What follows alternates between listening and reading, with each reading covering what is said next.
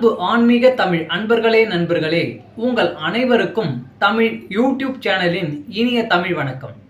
தாய்மொழியால் இணைவோம், தாய்மொழியை வளர்ப்போம். வாழ்க தமிழ், வளர்க தமிழ். நமது சேனலில் இன்றைய பதிவு திருமூலர் அருளிய திருமந்திரம். இந்த நூலில் உள்ள ஒவ்வொரு பாடலையும் விளக்கத்துடன் ஒவ்வொன்றாக தினம் ஒரு திருமந்திரம் என்ற தலைப்பில் அளிக்க உள்ளோம்.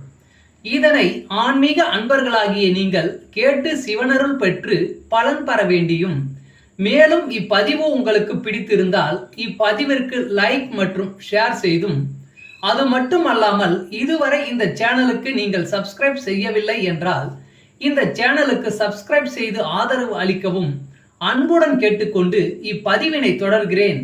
வாருங்கள், தினம் ஒரு திருமந்திரம் அறிவோம். திருமந்திரம் என்னும் நூல் திருமூலரால் தமிழில் அருளப்பட்ட சிவ ஆகமம் ஆகும்.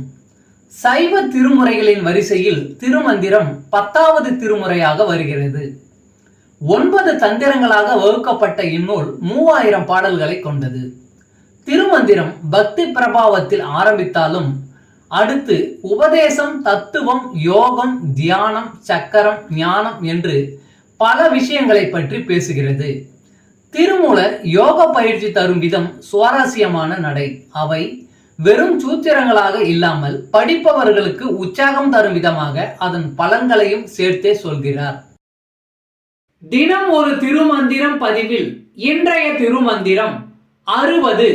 அனுபவம் அவசியம். அண்ணல் அருளால் அருளும் திவ்யாகமம், விண்ணில் அமரர் தமக்கும் விளங்கரி, தென்னில் 70 கோடி 100,000, எண்ணிலும் நீர்மேல் எழுத்தது ஆகுமே. அண்ணல் அருளால் அருளும் திவ்யாகமம், விண்ணில் அமரர் தமக்கும் விளங்கரி, தென்னில் 70 கோடி 100,000, எண்ணிலும் நீர்மேல் எழுத்தது ஆகுமே. பாடலின் விளக்கம். சிவபெருமான் அருளிய தெய்வீக ஆகமங்கள் விண்ணில் வாழும் தேவர்களும் புரிந்து கொள்ள அரிதான பொருட்கள் உடையவை. அவற்றை எண்ணி பார்த்தால் 70 கோடி 100,000 வரும்.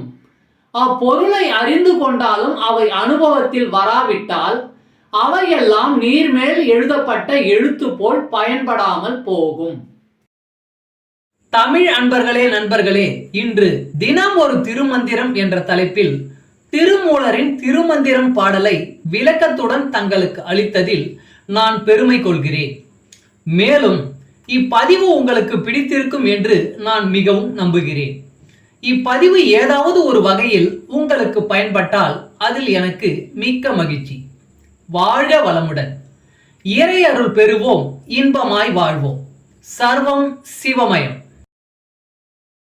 அன்பு ஆன்மீக தமிழ் அன்பர்களே நண்பர்களே, இவ்வீடியோ பதிவினை கேட்டு இன்புற்று ஆதரவு அளித்த அனைத்து தமிழ் உள்ளங்களுக்கும் எங்கள் மனமார்ந்த நன்றி. மேலும் இப்பதிவு உங்களுக்கு பிடித்திருந்தால் லைக் மற்றும் ஷேர் செய்து, இதுவரை இந்த சேனலுக்கு நீங்கள் சப்ஸ்கிரைப் செய்யவில்லை என்றால் சப்ஸ்கிரைப் செய்து ஆதரவு அளிக்க வேண்டி அன்புடன் கேட்டுக்கொள்கிறேன். நன்றி.